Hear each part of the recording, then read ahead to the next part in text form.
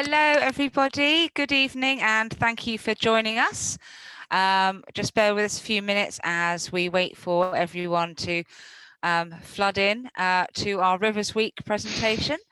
We've got a great attendance tonight, so obviously a lot of people very interested in water voles, which I'm not surprised about at all. Rivers Week, as you may know, Surrey Wildlife Trust have done for a number of years, and it's all to celebrate International Rivers Day and highlight the issues facing our rivers, particularly in Surrey, but all around the world. So we've had a range of practical tasks going on and river clearance. We've had a bat walk. We've got a wetland walk tomorrow. This is not only Rivers Week, it is also Great Big Green Week, which is a really exciting campaign with lots of organisations behind it. And the purpose of Big Green Week is to get everyone out celebrating nature, to take action in your local community, to do it even in your own garden, build a wildlife pond, or take part in practical tasks, or go to an online talk.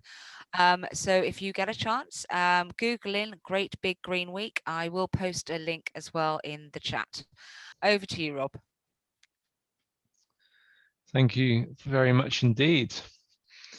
It's lovely to be able to share a passion for an animal which is very important to me, but also to our country and also to Surrey, and just is a huge part of our natural history. So I'm Rob. I'm an ecologist at Surrey Wildlife Trust Ecology Services.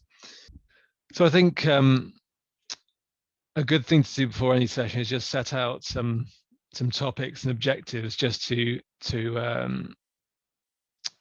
bring ahead to what we would like to achieve in this session. So I think an important thing to do is to set the scene about water voles and what's their background, what do they do, what's their status, how have they become such a part of our natural history. Then the interesting part is looking at their ecology, the ecology of a water vole.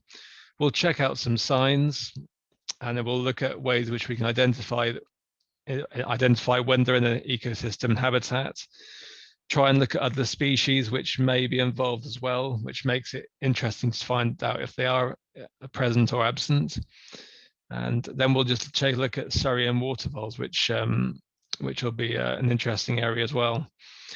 In terms of what I'd like to look at in terms of objectives, I think first and foremost, number 3, but first and foremost, I'd like to, if you're not already inspired, but inspire you to know that water voles need a little bit of help, and to know that they are a fantastic part of our ecology. I'd like to try and increase a bit of knowledge about water voles. There may be aspects of waterfall ecology you're all familiar with, such as they like water and they're a vole, but also there may be little bits which even us as ecologists are learning all the time. They're not as simple as it may first seem. When I first started working in ecology only 10 years ago, but it feels like a long time ago, that was when waterfall ecology was really starting to make consultancy, and we were starting to learn more about how their ecology is more complicated than you may imagine, or you may seem. I think it's really good to recognize some signs, because there's a really good number of you on the talk tonight, and a huge part of water vole is citizen science. A huge part, because fortunately in Surrey we have some wonderful river systems, ponds, lakes, and it's people like yourselves who will be able to tell Surrey Wildlife Trust and others that there may be water voles around, and that kind of record collecting and just awareness could mean the difference between protecting rivers protecting them more. It could mean that there's a great understanding at the local level of water voles, and I think that would be that would be good. So I think the first place to start, whenever anyone talks about water voles, has got to be Wind in the Willows. Now, I'm sure, I can't see, but I'm sure some of you are nodding or at least smiling to yourselves because of Wind in the Willows. I suppose the water vole, in terms of why it's such a part of British natural history, is because people associate it with being a water rat from Wind in the Willows. It is, of course, a water vole from Wind in the Willows, but it's interesting that quite a few of our British mammals and most loved creatures come from literature, things like Wind in the Willows, Animals of Farthing Wood, these kind of texts which characterize animals in a way which I think brings them to the audience where they stick with you as characters, and potentially because they're a mammal. But water voles, for me, are one of the most individual animals you'll ever meet. You have water voles which you can almost associate with friends you have. They have individual characteristics and traits which you can have lazy ones, grumpy ones, annoyed ones. You can have ones which seem to be off on the daily commute all the time. You can have ones which are slightly overweight, or some which seem to be some which they seem to have their own personality, which makes it even more fun to work with them.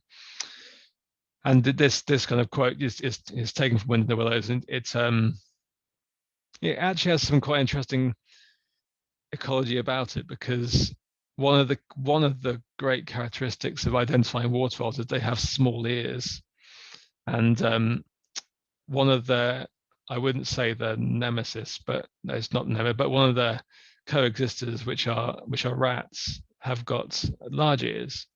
So we already have one thing which we'll take away is one thing is rats versus water voles in terms of IDing. I think would be good.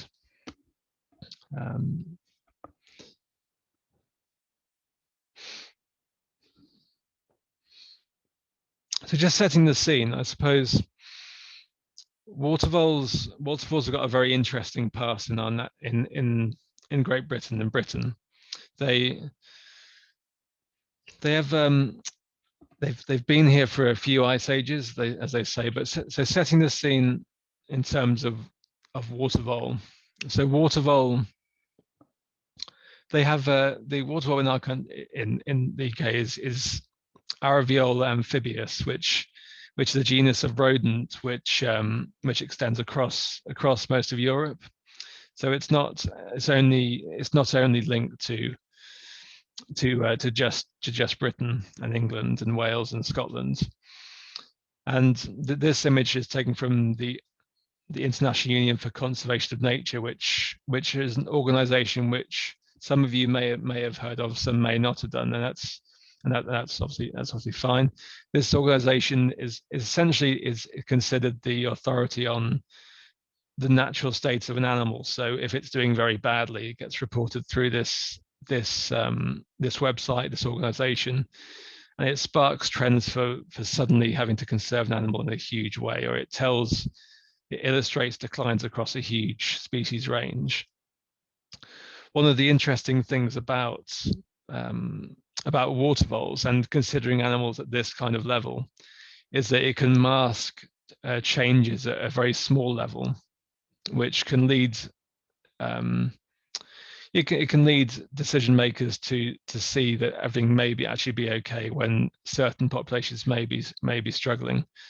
In terms of taking a longer view of it, the genus of rodent, which is Avicolia, doesn't just include our water vole. It includes a montane water vole which overlaps this range, and then there's a southern water vole which overlaps this range. The southern one is from the Spain area, which is vulnerable at the moment, and there's the montane one, which is generally completely over Europe as well. And so there's an overlap of those two species. Then across wider Europe, really, there's a coexistence of these waterfowl genus. But then in terms of Britain and water voles, it gets a little bit, I think it gets interesting, because the Scottish water voles and the English water voles are different ancestries. They have different genetics. Now, that if anyone watched Country File last year, I think it was, even maybe in this year, there was a piece on water voles and the Scottish ones, them being slightly different. It's interesting because the English and Welsh water voles are believed to have come from the Iberian Peninsula at the last ice age, and then the southern southeast of Europe. The Scottish ones came from the southeast of Europe, and the Scottish ones have a slightly different ecology to the one south of the border. And it's even believed that the genetic spread of the east and western water voles is slightly different. And this poses some interesting questions, because it places a variety of points for conservation, because it wouldn't necessarily go well if you mix Scottish water voles with British water voles. It just shows that considering this species across a wider continent, there is a genetic variation in water voles, and it's interesting to know that they came from different origins in a way.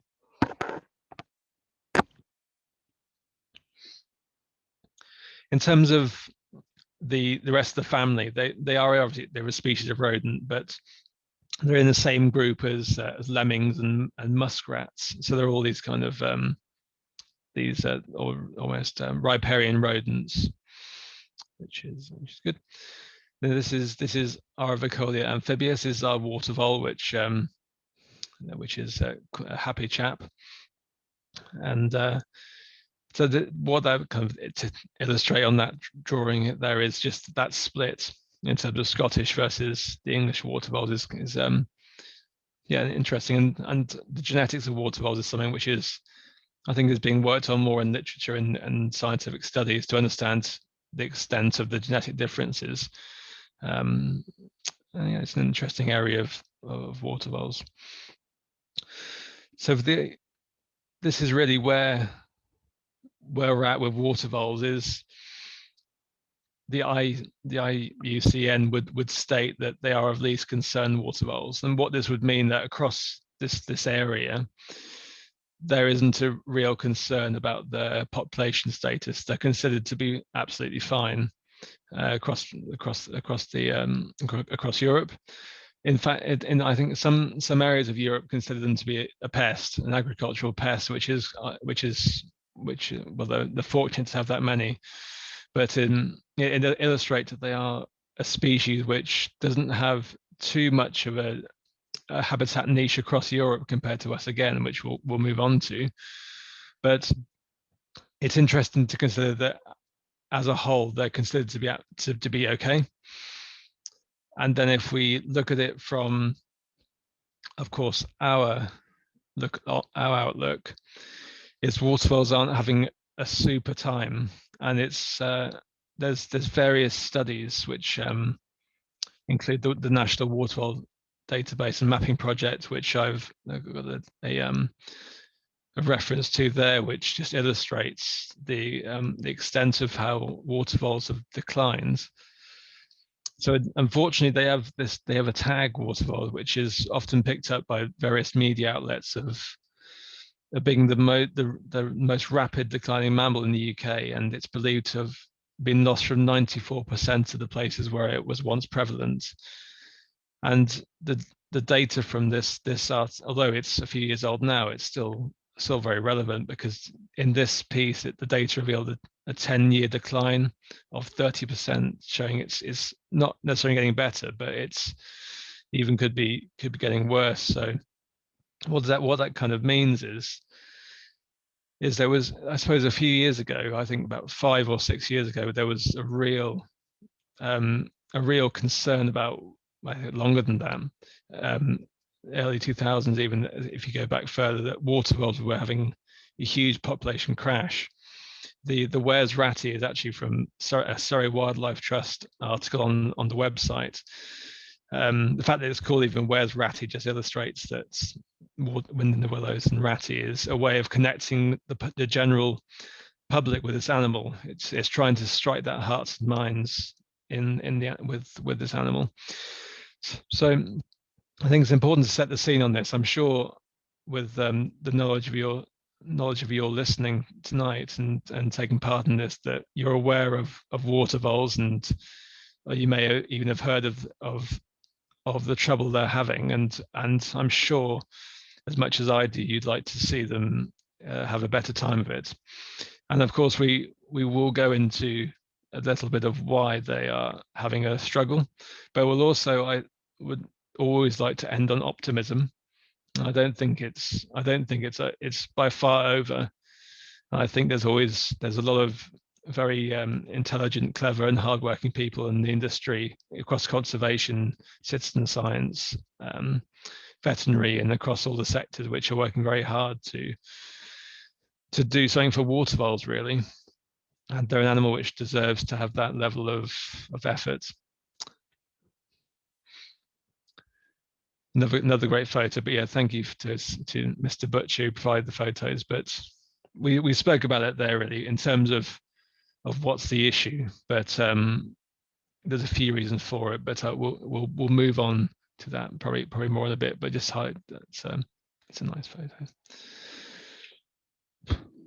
So the water vole, unfortunately I can't see people interacting at all, really. But those who have seen a water vole will be very happy, because they've seen an animal which generally is very secretive, generally is quite a lot of fun to survey for and fun to watch in a natural habitat. Those who haven't seen a water vole, I don't blame you, and I'm not surprised, because they are hard to find. They are very secretive. They are often nocturnal. But I hope that with some small tips which we'll learn through this, you may just come across one. And when you do, I would be delighted to hear about it and share that enthusiasm with you. So in terms of what we're looking at with this animal, it's interesting that the fact that it's even got amphibious in its name. Amphibious implies that it has, well, it's like an amphibian. It has two ways of living. One is a shared water and land relationship, and that implies quite a lot about its natural history. Of course, as I'll keep saying, but we'll move on to. But in Europe, they don't have as specified a relationship with water as ours do. Ours have occupied a niche for water, and one of the reasons for this is because people believe that the ability of water gives them a way of escaping from various threats. It gives them a way of hiding. It gives them a way of evading predators which they evolved with.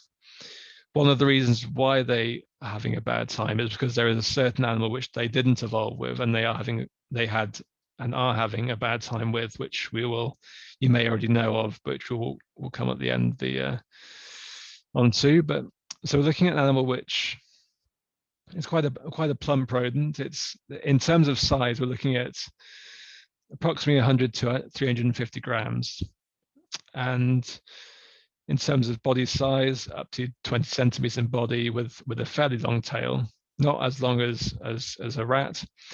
But then in terms of color variation, it really does vary between brown, black, chestnut, grayish. One of the factors of the Scottish ones is there are more black ones north of the border. Typically, they're looking at, as you can see from these excellent photos, that they're kind of this browny gray color with a nice rounded face. And I think the key features really to look out for with this animal is the fact that it has this short tail. It is quite hairy. I think it doesn't quite do credit is the fact that when it's in water, the hair doesn't stand up. So when comparing it to a rat, it doesn't. It isn't a hugely obvious sign. The one I would say, which is the go-to, is the short ears, because rat ears do extend out of the body. and that's a good sign. I've tried to be diplomatic in terms of body shape. They do have a certain front rower body shape that can be quite quite plump, which adds to their character, I think. But then, as you can see from these two photos, they show a front and a side angle, and you can kind of see the small ears on them and the rounded face with not much of a nose protruding out. Again, the rat has quite a protruding face to go with the long ears and longer hairless tail. That being said, they do have similar niches. So it's I say in the water, when you are more likely to see one just swimming around, it is to look for the ears sticking out the water, because the tail may be slightly under, and just to look for this body shape of a more rounded rodent.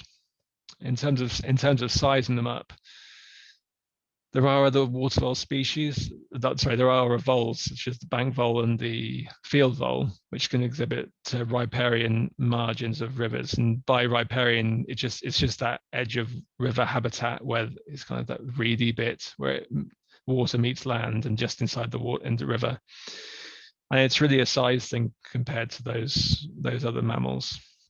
And as you can see from the I suppose one of those photos, the front on one, you can kind of see this face of one which, if has a kind face, I'd say. It's a nice animal.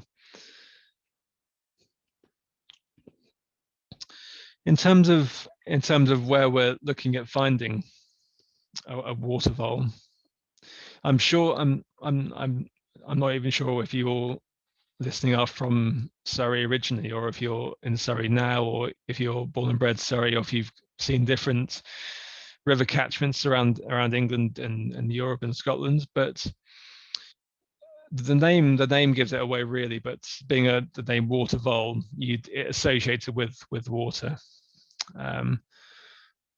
There is ideal habitat and there's unlikely habitat, and you can generally tell between different water systems which are likely to support water voles and which ones are unlikely to support water voles.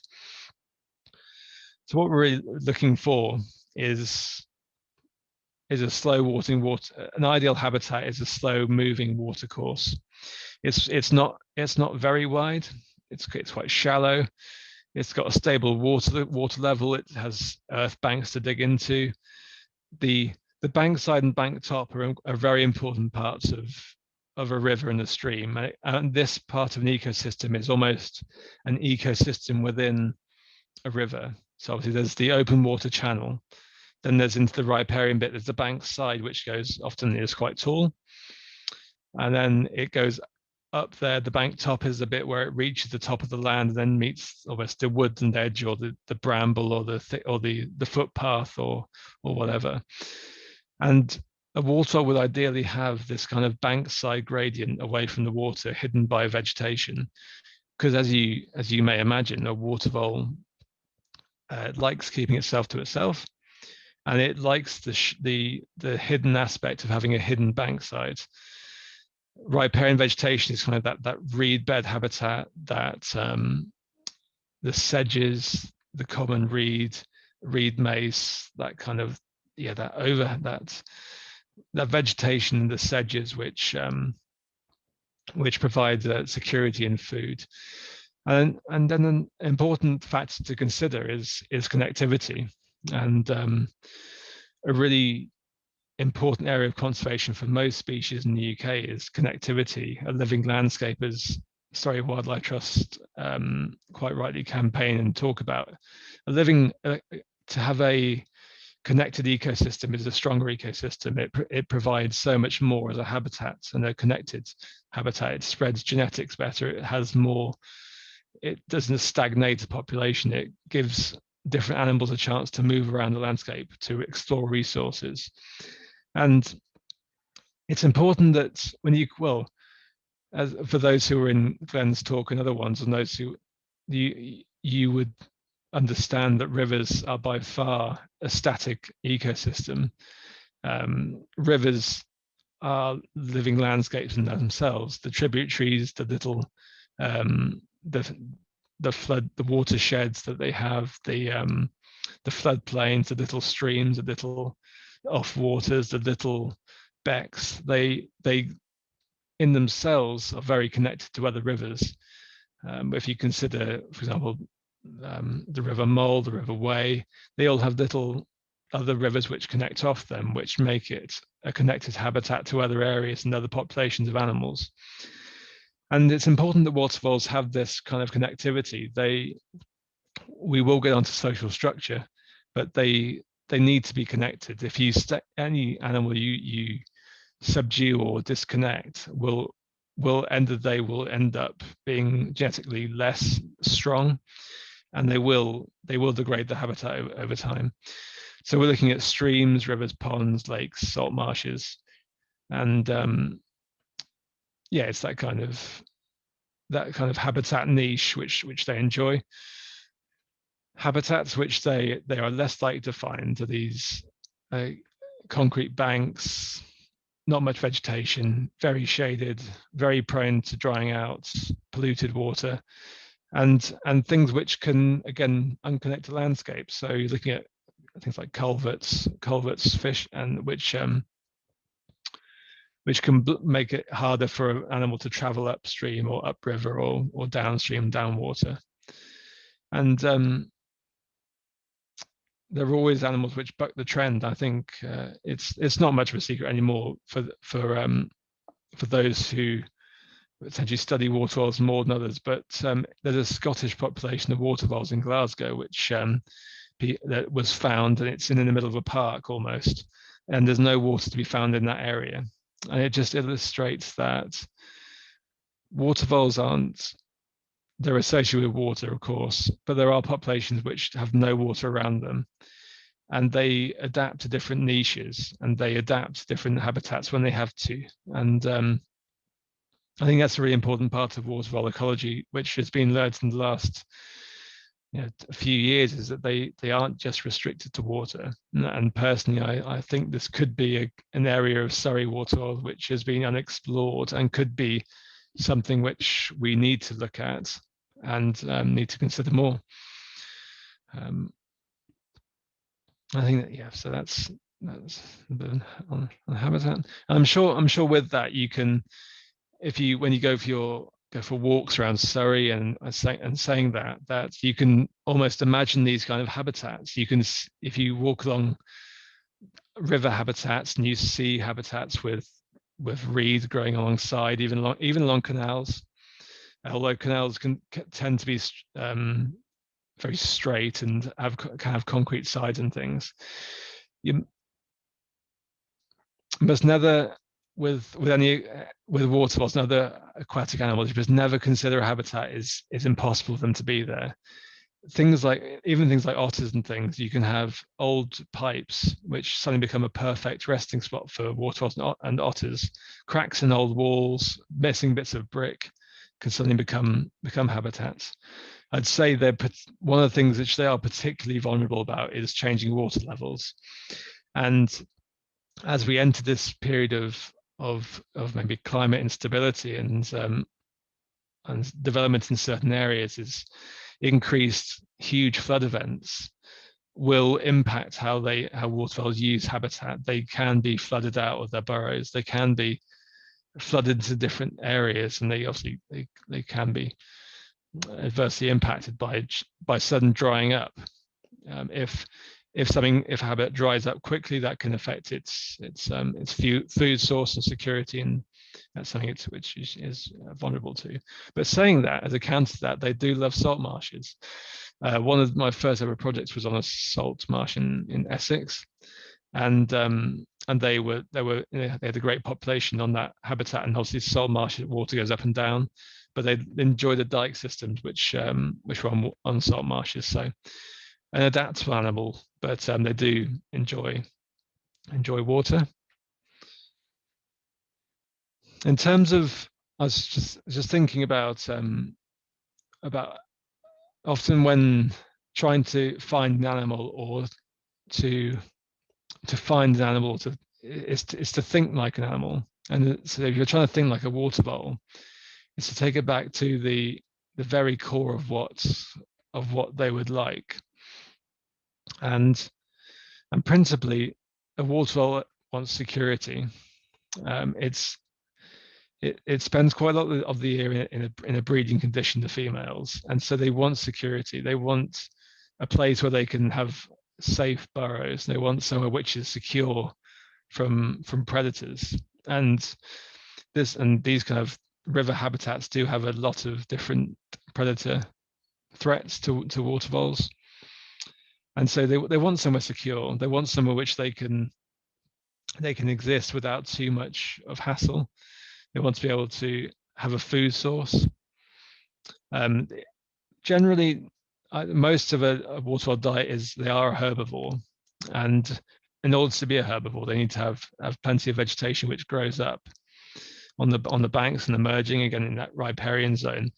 And vegetation does two of these factors really. They get that security of cover, but they also get heat. They get that food resource. Generally, they'd say that about 2 meters of uncut bankside vegetation is ideal, which gives them that kind of security. And they say in a day that it's possible for a waterfowl to consume about 80% of its own body weight in food. So a lot of its time is spent eating, and so most of its diet is aquatic vegetation and as being a herbivore, but they will take the occasional fish or shellfish or possibly even a little crayfish, and they have been known to strip bark off trees, so they can climb trees occasionally. And it's one of those things that where there's a resource, they can niche even site specifically to take that food source. There's no reason why they wouldn't take berries off bramble, for example, and take fruit and things. But generally, looking at a herbivore which requires this vegetation cover for food. When the importance of food again is kind of illustrated because breeding females can even eat more than that 80% of its body weight. It will eat a lot of food. So that's illustrates its importance. Again, we touched on it before, is that connectivity to a population. So the waterfowl wants, although it is very, very territorial in some cases, it does need connectivity, especially for males to get up and down rivers. They need that connectivity. I want to be able to connect with the populations. And then quite simply, waterfalls want to mind their own business. If they never came across a human, they would be quite happy, and probably for quite good reasons. But they want to mind their own business. Most of their activity is nocturnal. They are active in the day. Early mornings is a fantastic time to find them, but they want to mind their own business. They want somewhere secure, and they want that kind of security. Because I say females spend quite a lot of time either giving birth to young or in being pregnant. So that security is really important because they need somewhere relatively dry to do that, but they need that way of escaping from threats as well. And I've got a little assistant there, which is my top tipper, and it's one of those, another waterfall. It's not a myth, but it's another waterfall top tip is if you're walking along a river, an aquatic habitat, if you hear the plop, then the plop is a water vole potentially dropping into the water because of a threat or because it's has a means of escaping. And there's even, I was listening to another talk on water voles where there's even the possibility that different plops are different water voles talking to each other when there's one threat. So as if you'd have with birds, you can have birds which alarm call, which indicates the rest of them that they need to move off or there's a threat. Well, there's possibly the different plops are waterfalls up the river going plop to tell the ones further down that they need to hide. And that's a little, I suppose, with an animal like security and minding its own business, if you do hear that plop, then then it's worth spending 5 minutes just having a look around and just seeing if anything swims around the edge of a bit of vegetation, just in case that you get the golden ticket. I think this is the most interesting part of waterfowl ecology for me, and it's something which I think as ecologists and conservationists we've learnt about the most in the last 10 to 20 years. It's something which is still very researched and is very much a part of developing best practice for water voles on conservation and on projects. And although they exhibit very charming characteristics of having a front rower's build and having a nice face and being generally a very pleasant animal to observe, females are very territorial, and males are also territorial, but they also exhibit something which ecologists call overlapping. And overlapping means that they will jump between different female territories. And just to break that down, so being territorial means that they defend an area. They have a size or a length of habitat which other females they exclude other females from. And the reason for a territory generally for mammals can be a variety of reasons. They can not quite a big reason for having a territory is to defend a resource, but there can be a resource in terms you've got a really good area, like a really good area of food, a really good area of cover, a really good area of burrow digging, a safe area, or just a good area. It could be an area which they've chosen, especially because it doesn't respond too much to sudden water changes, in terms of it doesn't flood too much, doesn't suddenly drop. But then in terms of a territory size, they looking at a female one from 30 to 150 meters, you'd say it's quite rigid, although it can drift sometimes. It would stay in a part of a river in that particular area. You wouldn't say 150 meters is too big an area potentially. If you looked at a river system, you'd say, okay, that's 30 meters could be is a very small territory for an animal, but taking that one female waterfowl will look after that 30 to 150 meters very, very carefully, especially when it's in a period of breeding time. And then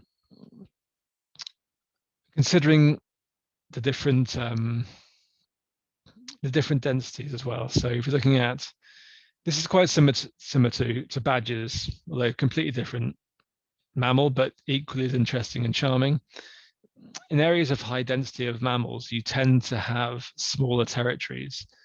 But then with badgers, where you have that kind of high density and lots of territories, high density, great habitats, badger tend to overlap and share a resource if it's particularly good. And it means that they can have a middle ground, almost like a middle ground where they share a certain resource but don't guard it too much. But then with water voles, as I say, the females will guide it, will guard it. In terms of a social structure, the male will have more than one female partner, which kind of explains why they have an overlapping territory. So the male waterfowl will go up and down a couple of territories and may have more than one female partner. In terms of when they breed, is at the center of when you can do things to habitat which has water voles. When it happens is it's kind of March to October to early November if it's a particularly warm year. A litter of 2 to 5, and they can be born as early as April, May, and then weaned at about 14 days. But then water voles, by their nature, tend to be very, very good breeders, as it were. They over winter months, there's some studies which show that it can be up to an 80% loss of voles, and this isn't due to anything other than just natural natural nature doing what nature does. It can be as things, even as it can be starvation, it can be from predation, it can be from just they don't make it through the year. The average age of a waterfowl generally is about just almost 2 years at the most. So it's not a very long-lived animal, which is quite surprising. I think it's quite surprising, but they don't have a very long life, so they do need to replenish naturally, and so in order to do that, they do have a lot of young over that period. And you can have a situation where female waterfalls can have up to 25 babies in one breeding season. So you're looking at a very, very busy waterfall, and yeah, they have a busy period in the summer. So the reason why this is so important is because when you consider territories, you begin to understand that it's harder to do good conservation for them when you try and say move them or ask them to move on or do habitat manipulation for certain reasons or however. If you have an animal such as a female waterfowl, which will not leave its territory and will guard it pretty aggressively, then the animal isn't going anywhere. And so that's it's really important to understand that when considering waterfalls. And so when you consider a river catchment, when you're on, say, a walk or looking at a river, you can think about how it can be different banks of a river. Even if it's a big river system, it could be that the left side or the south side is one female territory, the other side is a different female territory, or it can be that it goes linear up and down. And yeah, that's very interesting part. And the way that this really came about in terms of my experience was that there was an emphasis on radio tracking water voles to understand this ecology. It's to understand how they move up and down. And yeah, it was really found that collared water voles had this size of territory. But it also showed that when they got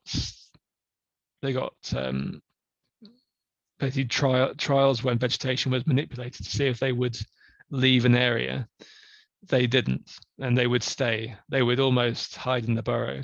It's quite a mammal thing to actually just, when nervous or scared, to stay where they are, because they don't know, they don't want to leave the safety of their territory and burrow.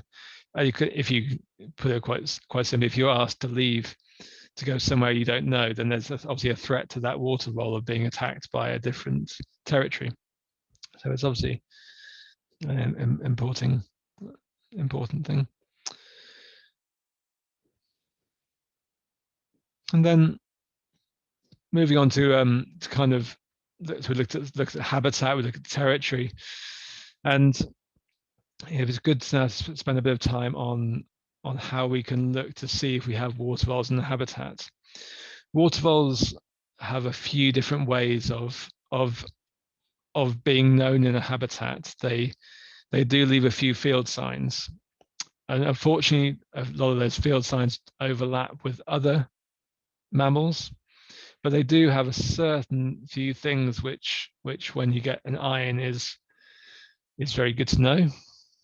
So the first thing which is always my mammal favorite is looking at latrines. So that's badgers, otters, the whole range. Latrine tells you everything about mammals.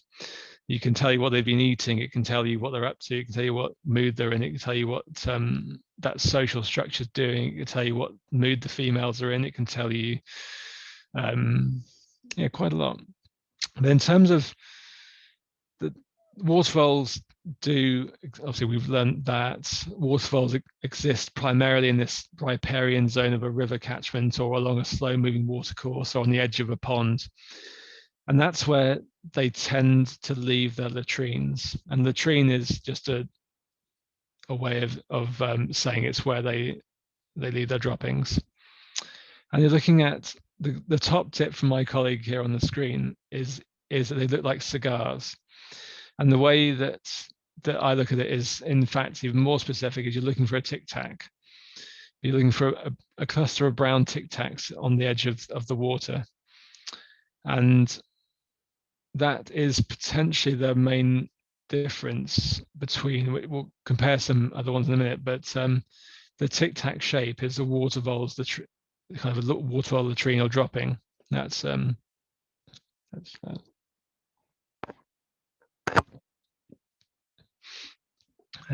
good tip.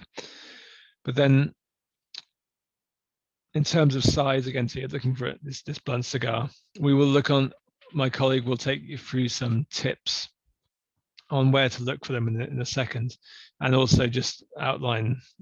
There's always something else to consider, but being a water animal and being a muddy animal, it obviously be very careful if you try and look for latrines and waterfalls, because water can be a danger, and there are ways of finding latrines without going anywhere near water, but obviously be careful and going near water. But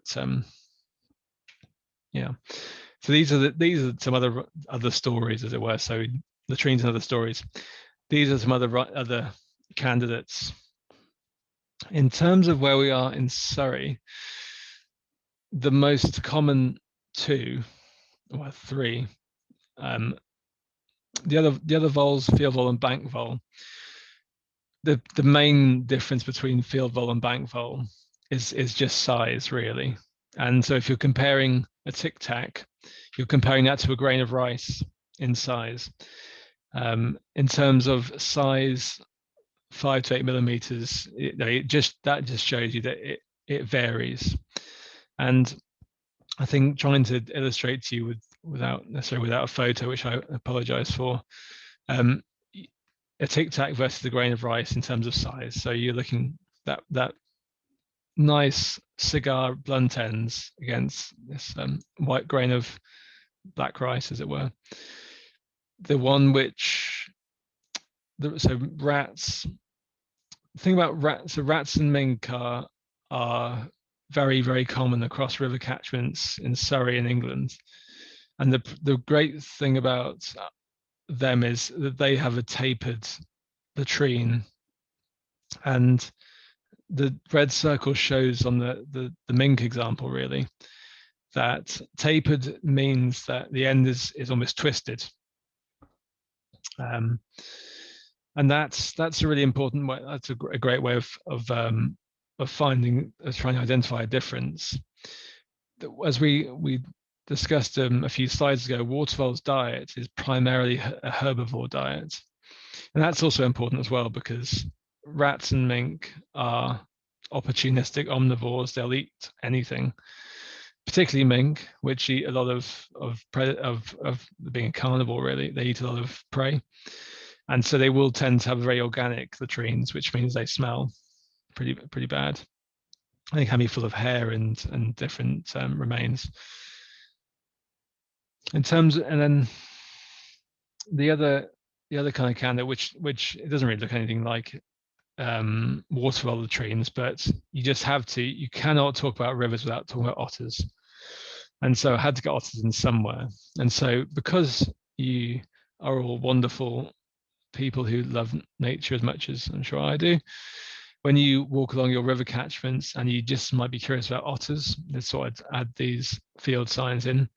So otters tend to have something called a spraint rather than a latrine, and they will leave a gooey substance of fish bones and other matter on different landmark features along a river.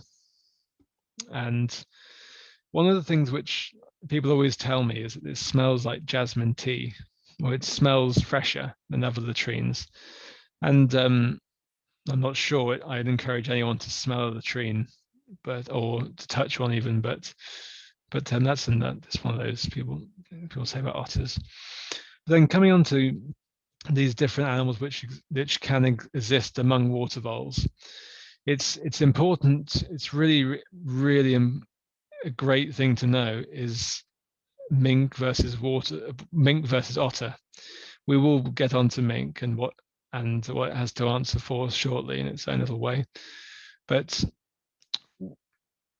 mink and otter do look very similar in the water.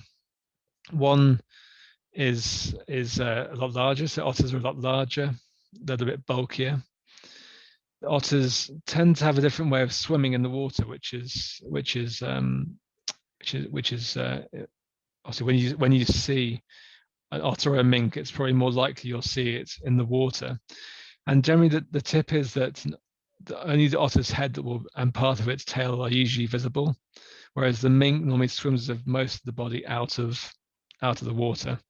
And so, if you happen to wander along a river catchment and see an animal which is a fairly big mammal, and its head and tail are out the water, then you may have an otter, in which case Surrey Wildlife Trust would like to hear about it. And if you see a mink, which is very much more likely, then it would also be good to know about it, because it means we learn something about water voles in that catchment very quickly, which we will move on to soon. But yeah, so then rats, looking at quite an organic latrine which is spread across a wider area. And so the power of latrines is that you can learn a lot about latrines. In terms of what I was saying before about is you can learn about what mammals are doing. With water voles, if you come across a collection of cigars which you find neatly placed in certain places along the river, then if they're trodden on, then it's an indication that a female has pressed a scent gland on the latrine, which indicates a higher amount of sexual activity in that territory, indicates that the female may be pregnant or may even be looking for a mate. So if you come across these latrines, which they're generally quite neat, the water voles are quite good at keeping an area quite tidy. They latrine in discrete areas of groups of these cigars. And a little another top tip from my colleague there is that this is the same for quite a lot of river mammals in this country. And if you're interested in rivers and mammals, the place to always look is on what I've just called statement objects along rivers. And what this means is you don't have to go anywhere near the water, and you can look from the safety of that towpath or that bridge, but you can still learn a lot about what mammals are doing and if they are even present. It doesn't mean they're not there, but you can prove presence by a little bit of investigative work. The two which, obviously this is talk about water voles, so we'll talk about water voles. But water voles, as they latrine out of their burrows, and they will latrine on the generally the place I tend to find them is often just where the water meets the earth on the side of the bank side. But then if there's things like fallen logs, if there's fallen trees, if there's kind of gabion rocks or small little islands, then that's a great place to find them. Because as we've kind of discussed, latrines are not just the process of going to the toilet, they're also a way of communicating amongst others. It's a way of telling the rest of the water voles or others that this is a place where this water vole is doing that. And it's for that reason that often latrines can get shared. So you can have a circumstance where you have a water vole latrine where a rat has gone over the top of, because it's just a signpost of knowledge. The other one which does this is otters. And the great place to find otters spraints is bridges, or the part of even boats and piers. And you just have to look at a place where you can imagine an otter sitting, and it will latrine and make this signpost of knowledge. And if you come across that oily liquid with fish bones, and you have you have otter. And yeah, that's another a good little way of a field sign is feeding remains. So we discussed that the majority of a waterfall's diet is vegetation, and one of the things that they do is to leave cut piles of vegetation on the bankside outside of their burrows. And there's a different terminology. They can be feeding remains, they can be feeding stations, close to the water's edge.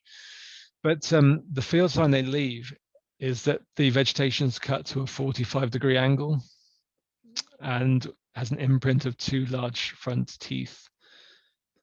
One of the things that waterfalls, which sometimes you see on photos, they have this massive front section of teeth, which can be quite impressive.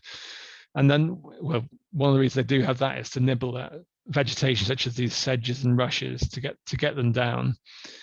But then this field sign really requires you to go to the water level. And one of the best ways to get down to survey waterfalls is by the water.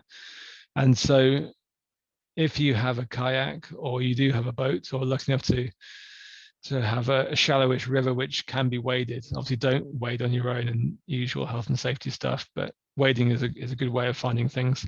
You can look for these kind of field signs. Without that kind of access to the water margin, it's harder to find this sign. And the caution I have with this field sign is that other mammals do this as well. And the field voles and bank voles can also be feeding remains. And so this is like a add-on field sign, a 1.1.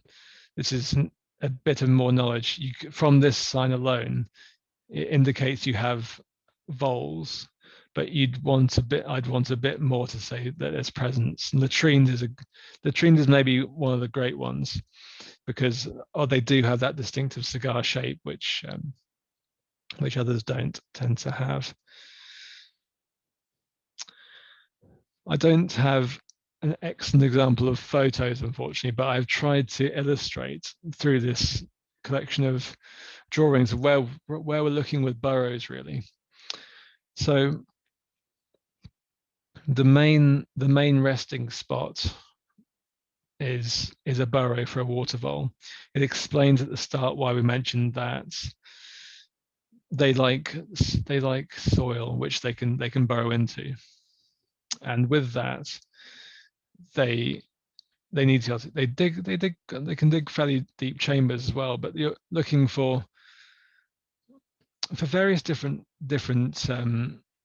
areas. So if we're looking at the one of the channel, it illustrates that you look at the burrows generally tend to be in the bankside or in the riparian area of vegetation. The green area illustrates where the vegetation is, and the brown illustrates where the bankside is. And these burrows go into the bankside of the water system.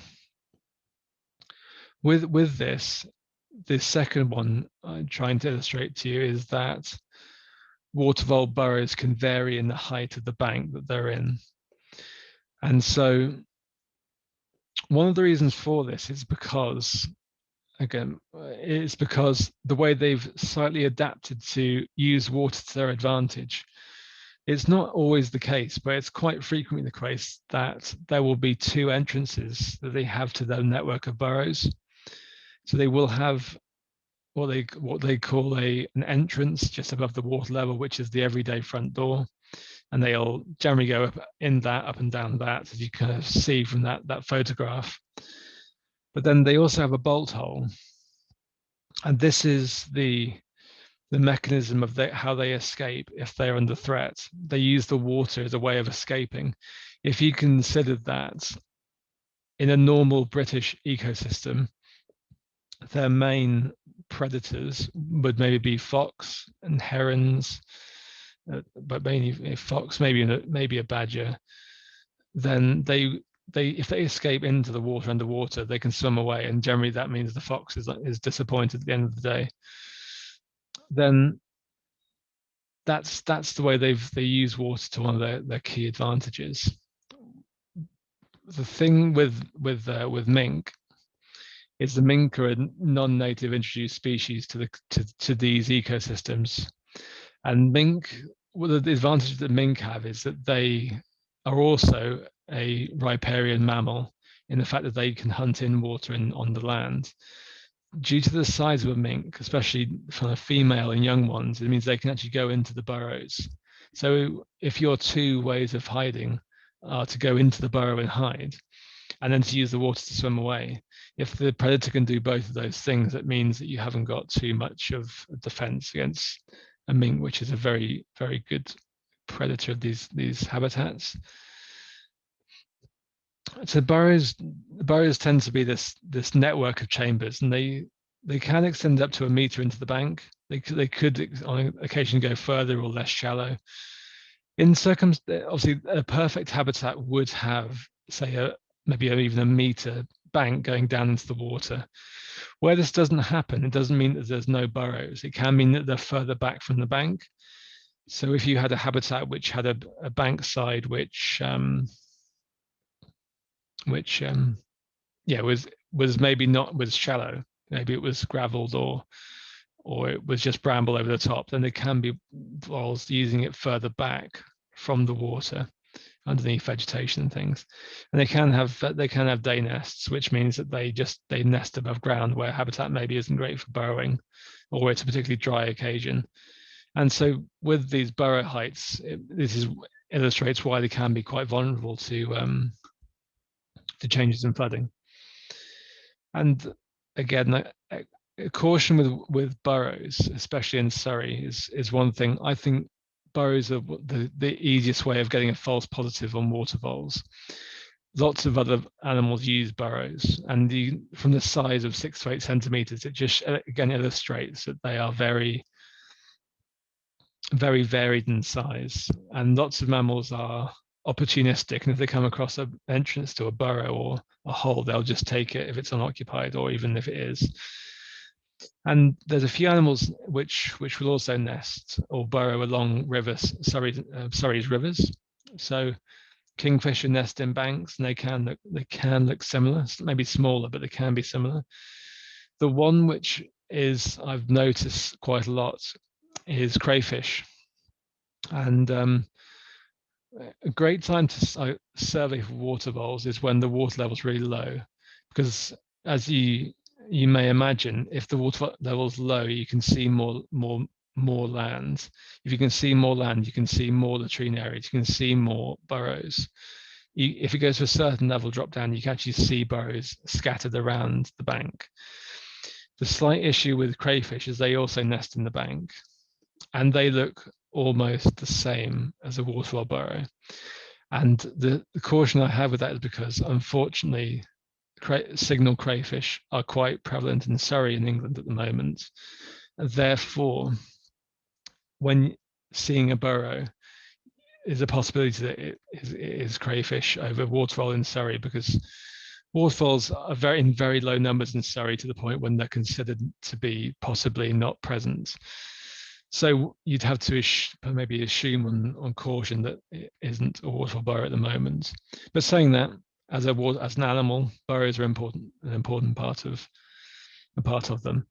Another little feature is that waterfalls don't like poached banks, and so a poached bank is almost like a cattle, where cattle or cows will trample a bank.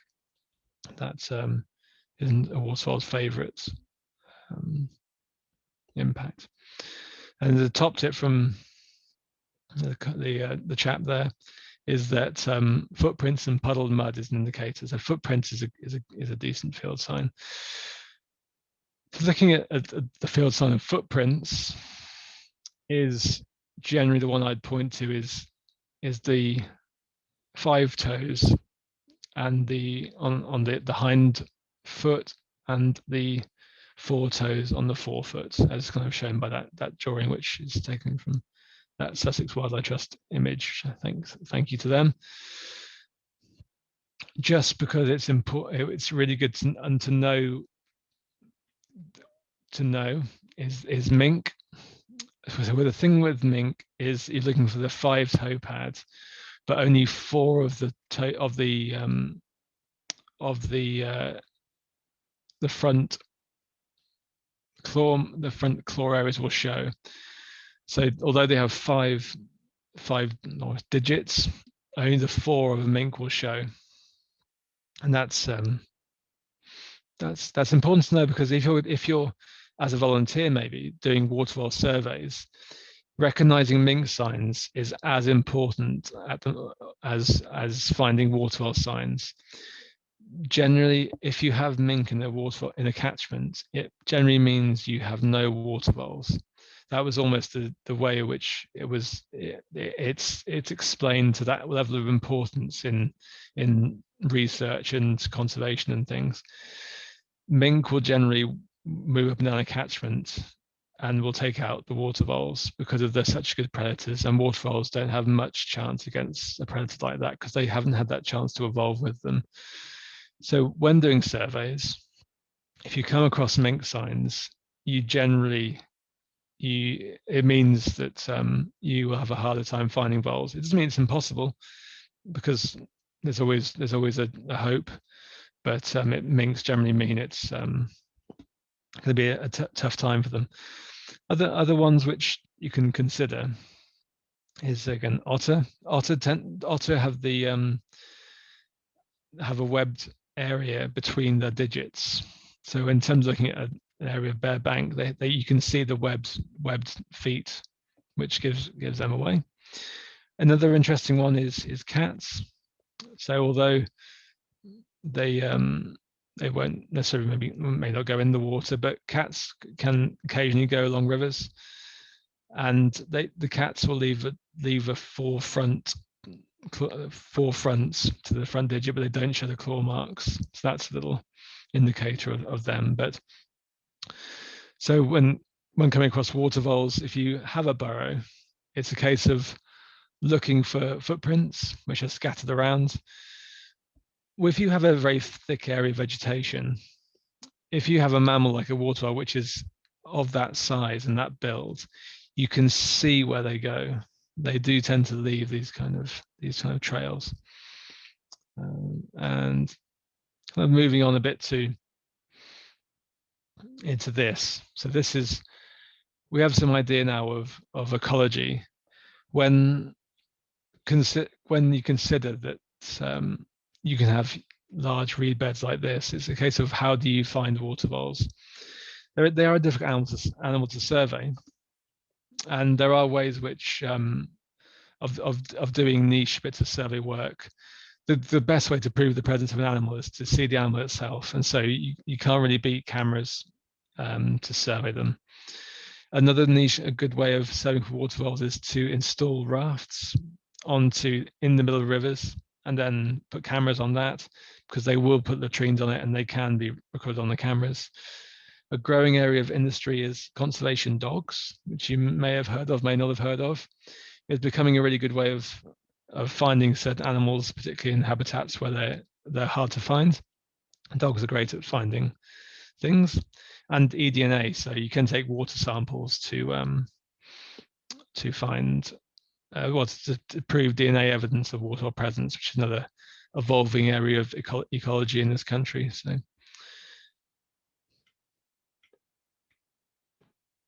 and then briefly just to touch on, because I know we're getting into that time in the evening, but sometimes you have to explain what the role of the vole is, and there's 2 areas I think of this. One is the natural role. So the water vole, first and foremost, it is a part of the ecosystem. It is a food source, but it also is an engineer in a very important way. So we discussed in the one way they're riparian engineers. So they will, without them, vegetation can be very uniform in this area. But with them, they can nibble away at habitat. They can they can make these banks, they can make little niche habitats for invertebrates, for other species to which they can use. Also, because they may have latrines, which can be uneven underground, they can enrich the soil of a riparian habitat, which can increase the floral diversity. In terms of ethics, they are a part of our natural history, and to be honest, they're just a great part of our ecosystems. Without them, it's possibly most people wouldn't notice that, but I think it would be just to name check some very important people. But there are people such as a very famous man called Derek Gower, who is a very inspirational ecologist, who just outlines that it's that time now where we either fight to protect this animal, to bring it back, or we almost condemn it. And my point of view is we can't. It's too great an animal to do that. So why has it gone wrong? I think just to look at, we've looked at some areas, but habitat loss, looking at invasive species, we're looking at poor habitat management and just pressure. And I'm just skipping on through that slide because there may be some interesting discussions we can have with your knowledge. And yeah, I mean, most people would say actually that mink has been the quickest cause of this, but also the habitat pressure that we put them under has meant that if you combine an invasive species with habitat impact, then it's hitting them twofold, and they're struggling with that really. So what next? Well, as I said at the end, there's lots of hard work going on. So there are reintroductions. So there are catchments when they have gone previously, which they're being restored to. We can improve habitat management to try and bring them back. As we kind of discussed at the start, if we connect up habitats where they are present, they can expand into it naturally. So if we look at that, unfortunately, to an extent, because animals have to be impacted, mink management is a very important part.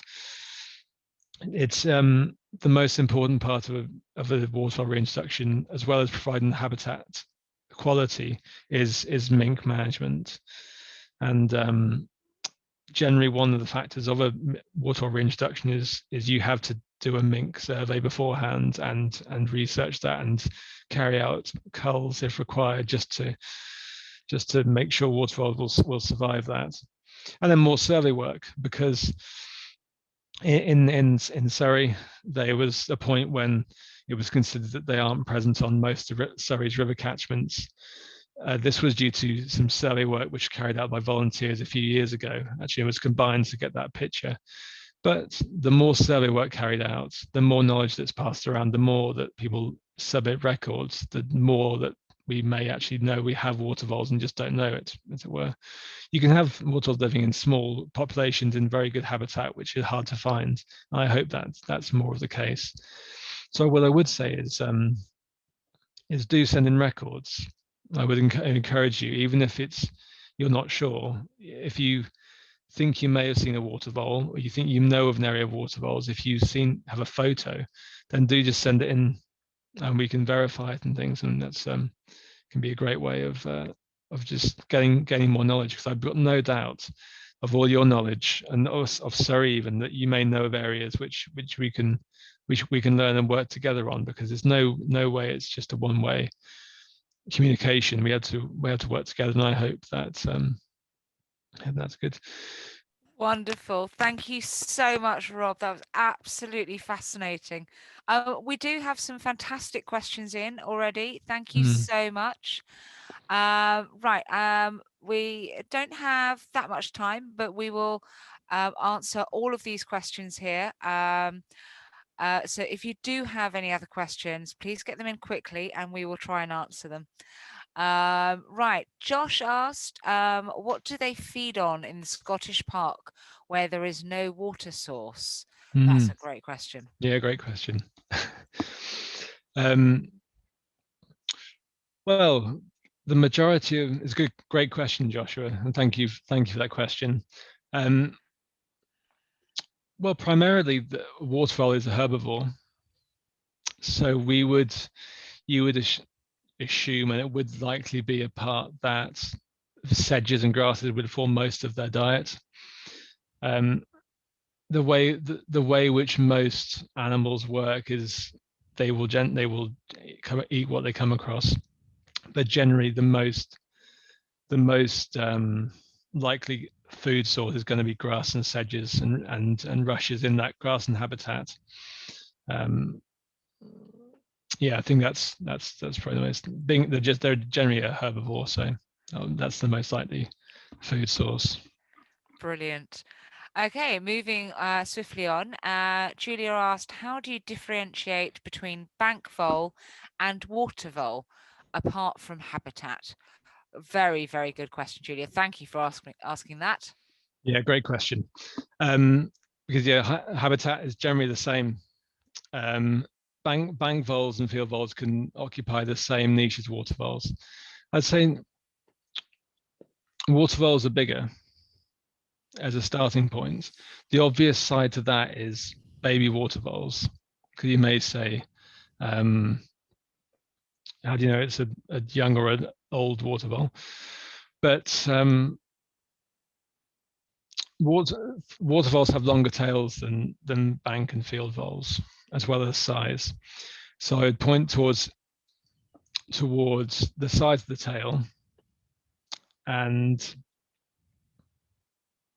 size of the animal, size of the tail, and those would be the two ways of physically identifying them. In terms of footprints, this footprint is smaller but almost identical.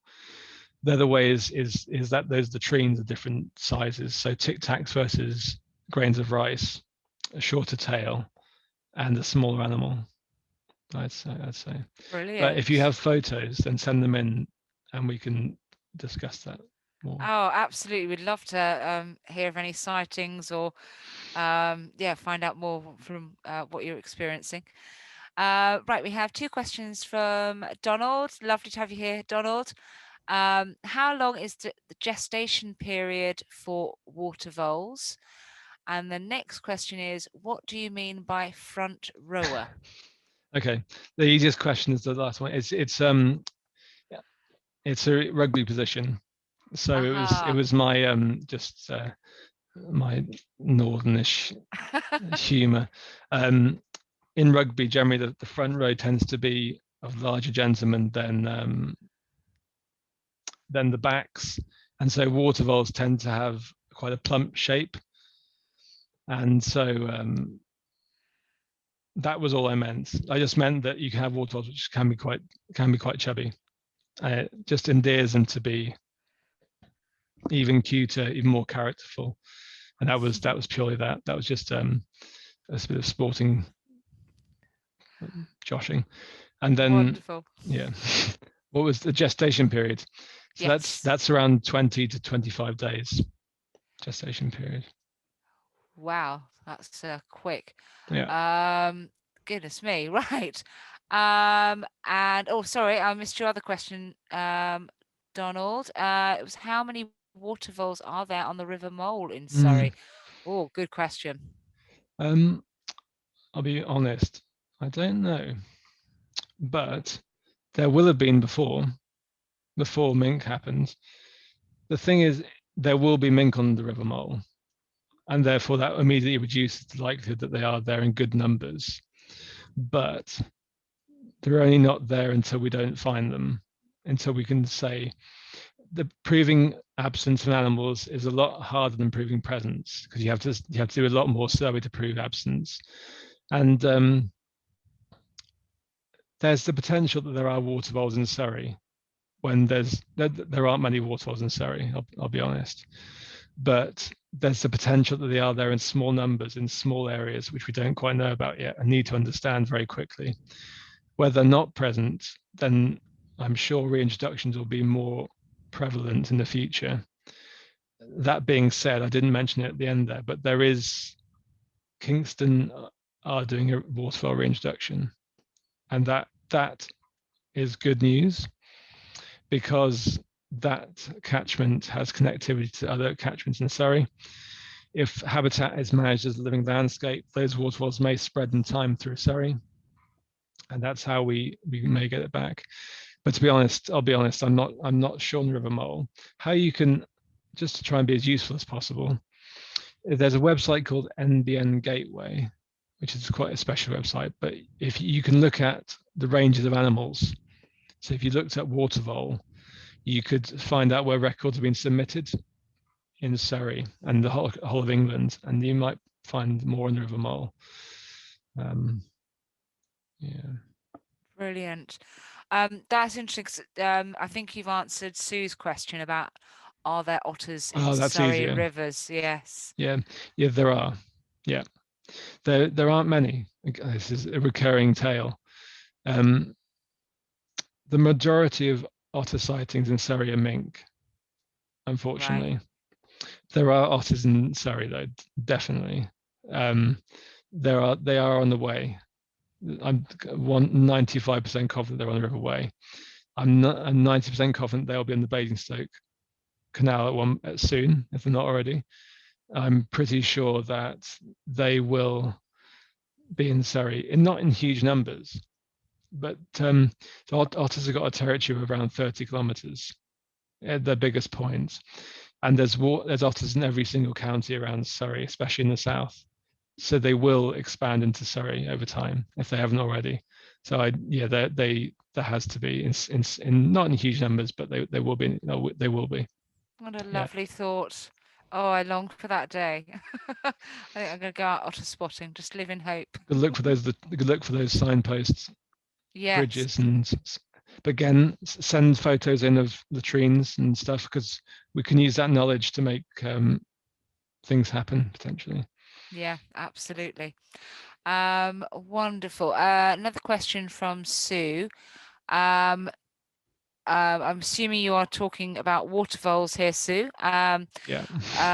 When defending their territory, do they fight fiercely and use those front teeth to wound, kill? Oh my goodness, I've got a bit of a visual image then in my head. Yeah, they definitely fight. Yeah. I've never seen two fight, but they will fight, and those teeth are very painful. I will say from personal experience, but they have got claws, they have got teeth, and they're not weak, so they will have a great question. Apologies. Yes, they will fight, and they're mainly females are so territorial that they will likely fight each other for that superiority. I'd imagine that it's more of a fight than a runaway scenario, but I'm sure there'll be times when it goes too far. But brilliant. Right, we have a couple more questions coming in. We've just got time to cover them, if you're all right, Rob. Brilliant. So I'll continue on between the conversations about waterfalls and otters. Steve's asked, if otters are increasing their range as reported, can waterfalls live happily alongside? After all, isn't an otter a supersized mink? It's a controversial question. This is a great question. This is really interesting.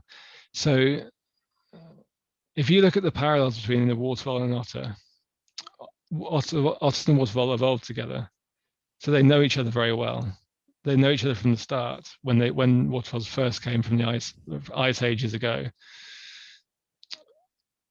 Waterfalls and mink didn't evolve together, so they don't know each other. When mink first became more frequent across rivers and catchments in England, otters were already at a point of declining through human issues and generally where they weren't doing very well. At that point, there was a concern that otters and mink competed for the same resources, which meant that they would impact each other. So if they all try and eat fish and crayfish and etc., then the mink may upset otters. The consensus now is that otters actually outdo mink because they're a bigger animal. So generally, otters in the catchment will influence the behavior of mink. Otters will eat a water vole, but not to the extent that minks do. So just to jump on another kind of question from Julia there as well, which is another good one. Mink will eat anything, everything. And unfortunately, bank vole will be part of that food chain. So that's a unfortunate fact again. But yeah, I think that's a great question, Steve, and one which is just an example of things we need to know more about how these animals link together. I'd say though that otter and waterfowl together make a pretty good partnership. If you throw in the beaver as well, you have pretty much the aquatic three heroes. But yeah. Brilliant. I think we've answered all of the questions. And to link into tomorrow night, which will be a cracker, I'm sure, one of the ways of creating perfect waterfowl habitat is to bring back beavers. Brilliant. Brilliant. Have you got any sort of words of wisdom about incredible beavers? Beavers? To whet our appetite for tomorrow night. I hope you've all signed up because it will be brilliant. I've just noticed a comment from Eileen or Elaine, sorry. I've seen mink in Dorking and Pitbrook, which flows through the River Mole. Well, there we go. Yeah. So any tips to get us excited about beavers tomorrow night? Well, I mean, so you're looking at an animal which completely engineers a whole ecosystem on its own. I mean, a beaver is, I think that is my favorite animal. It's one animal which has got buckets of charm, which completely makes an ecosystem on its own just by going around its own little business.